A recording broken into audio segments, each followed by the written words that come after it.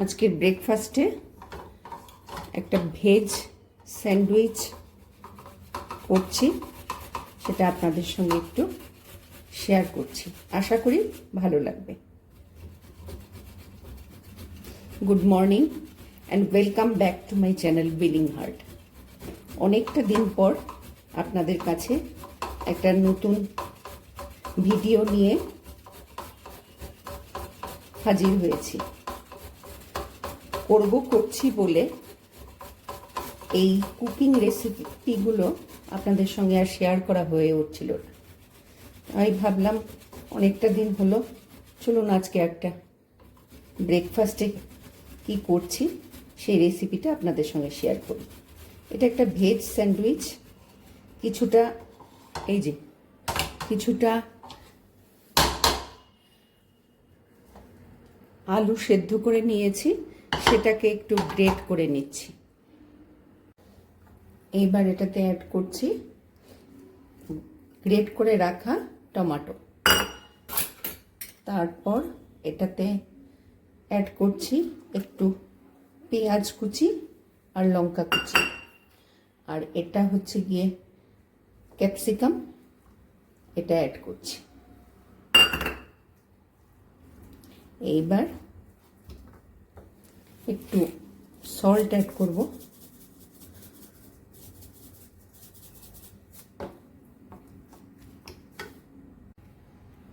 এবার অ্যাড করছি একটু ভেজ মেয়োনিজটা। পরিমাণ মতন যার যেটা মনে হবে সেটা আপনারা অ্যাড করতে পারেন। এখানে অনেক কিছু, এই ভেজ স্যান্ডউইচে অনেক কিছুই ইউজ করা যায়, যেমন ধরুন সুইট কর্ন, সেগুলো যার যার টেস্ট অনুযায়ী সেটা আপনারা অ্যাড করবেন। এইবার এটাকে ভালো করে মিশিয়ে নেব।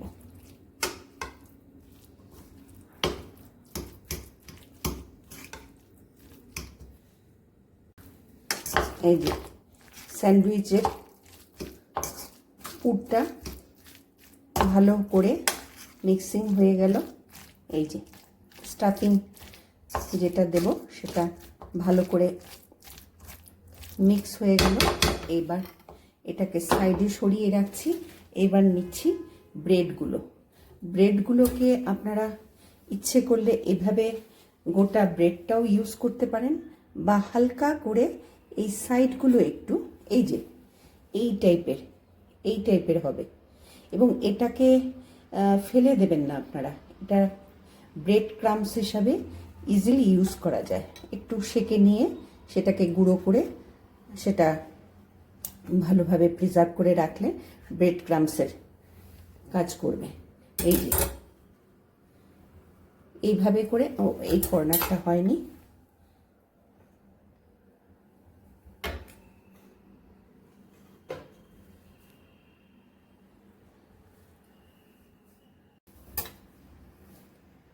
এইভাবে করে একদম সিম্পল ভাবে, এতটা ডিপ কাটের দরকার নেই। এইভাবে সিম্পল করে একটু হালকা করে, এটা যাতে ওই যেটাকে বলে পিলিং সেই টাইপের করে, সেটা পিলিংটা তো পিলার দিয়ে হবে না, এখানে নাইফ দিয়েই করতে হবে। যেই করবে সেইভাবে করে এই মানে জাস্ট একটু পিলিং করে নেওয়া। এইভাবে করেই আমি ব্রেডটা রাখলাম। আরেকটাকে নিয়ে নেব, সেকেন্ডটাকে নিয়ে আবার এটাকে করে নেব। এই যে এই পিসগুলোকে এইবার স্টাফিং দেব। এই যে আমি আলাদা করে বাটার বা মেয়োনিজ এইটাতে ইউজ করছি না, কারণ এতটা বাটার বা মেয়োনিজ ইউজ করাটা আমার কাছে মনে হয় যে একটু বেশি রকমেরই রিচ হয়ে যাবে। সিম্পলভাবে যেন এই স্যান্ডউইচটা তৈরি হয় সেদিকেই আমি লক্ষ্য রেখে এটা করলাম। এই যে স্টাফিংটা দেব, এইবার এটার উপরে এইভাবে করে কভার করে দেব। সিম্পল জিনিস। সেকেন্ডটা নিলাম, এইভাবে করে যতটা ধীরে ধীরে স্টাফিংটা দিয়ে ফিল করা যায়, যতটা সম্ভব আপনাদের নিজেদের পক্ষে যতটা সম্ভব, কারণ এটার একটা বাউন্ডারি আছে, সেই বাউন্ডারিটা ক্রস করলে সেই স্টাফিংটাও আবার একটু বাইরে হয়ে যাবে। এইভাবে করে ফর্ক দিয়ে আস্তে আস্তে করে এটাকে একটু ফিল করে দেওয়া। এই হয়ে গেল সেকেন্ডটা। এইবার বাকিগুলো আমি তৈরি করে নিচ্ছি। এবার গ্যাসটা অন করে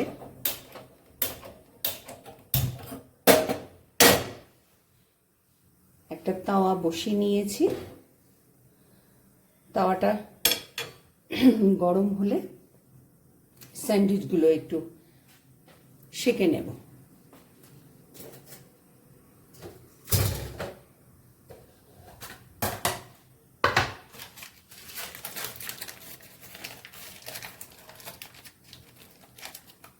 তাওয়াটা গরম হলে একটু দিয়ে দেব বাটার, কারণ স্যান্ডউইচে বাটারের স্মেলটা খুব দারুণ লাগে।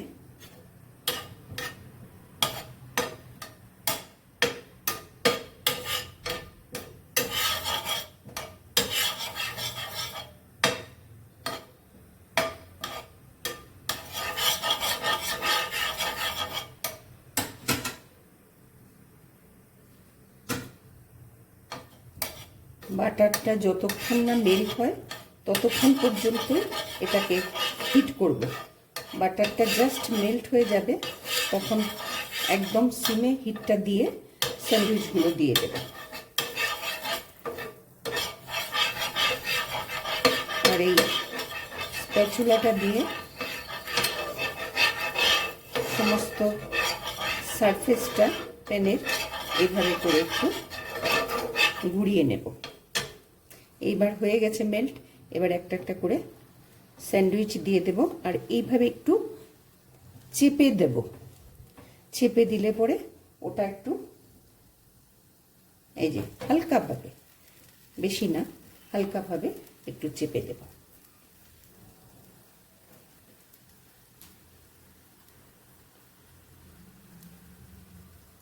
আর গ্যাসের ফ্লেমটা এই সময় একটু হাই থেকে একটু মিডিয়ামে করে দেব।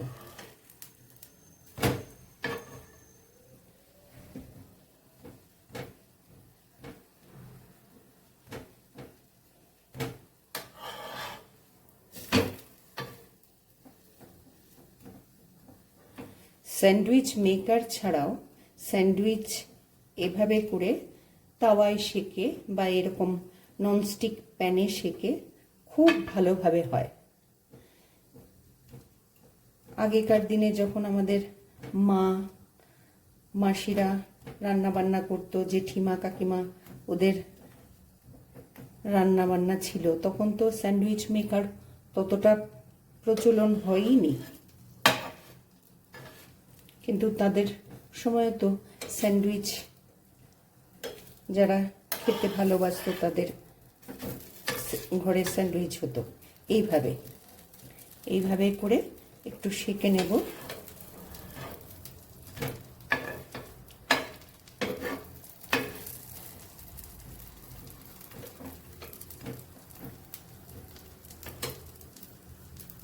অনেকেই এখানে যারা ধরুন যাদের রেস্ট্রিকশন আছে একটু বাটার ইউজ করার নিয়ে, তারা অনেকেই হোয়াইট অয়েল যেটা সেটা হালকা করে একটু অ্যাপ্লাই করে সেটা করতে পারে, কোনো অসুবিধা নেই।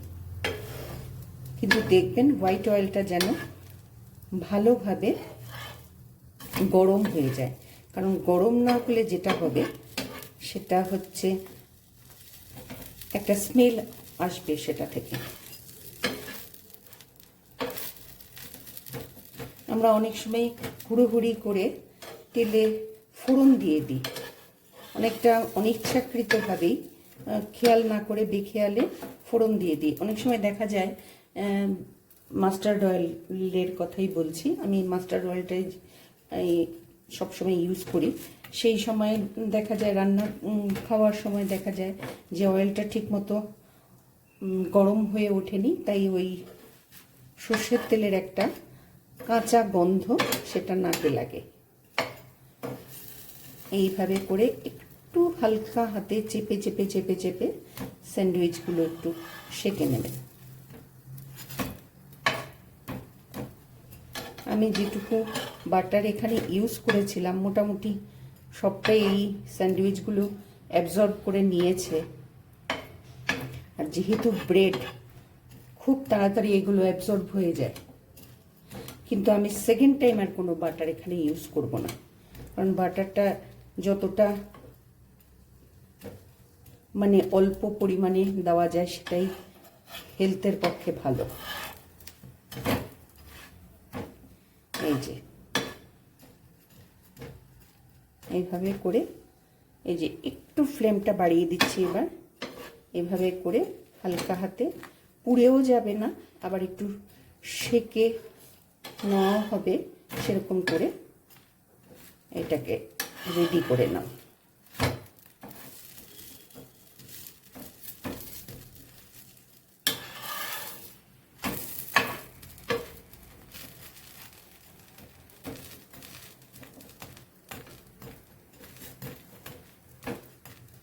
মোটামুটি হয়ে এসছে।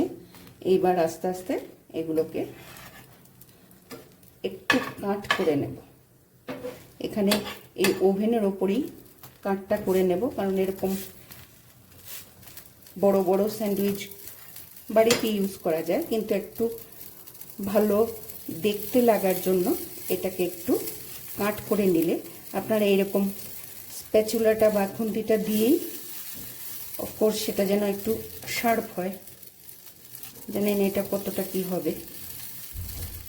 আমি আর নাইফ ইউজ করলাম না এখানে আর কি।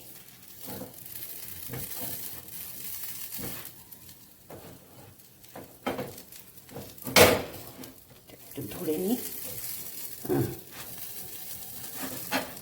এই যে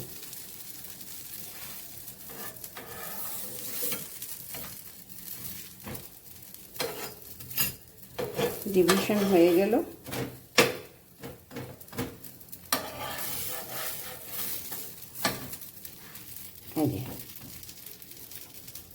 এবার গ্যাসটা একদম অফ করে দেব, কারণ বেশি ক্রাঞ্চি হয়ে গেলে মুশকিল।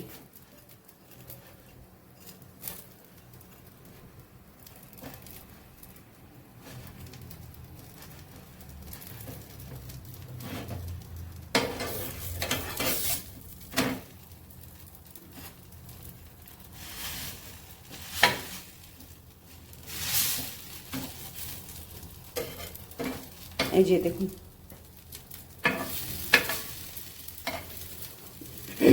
চারটে পিস হয়ে গেল, কেটে নিয়েছি। ফলটাও খাওয়া হয়ে যাবে, প্লাস এটার সঙ্গে কম্বিনেশনে ভালো লাগে আমার। তাহলে চলুন আজকের মতন ব্লগটা এখানেই শেষ করছি।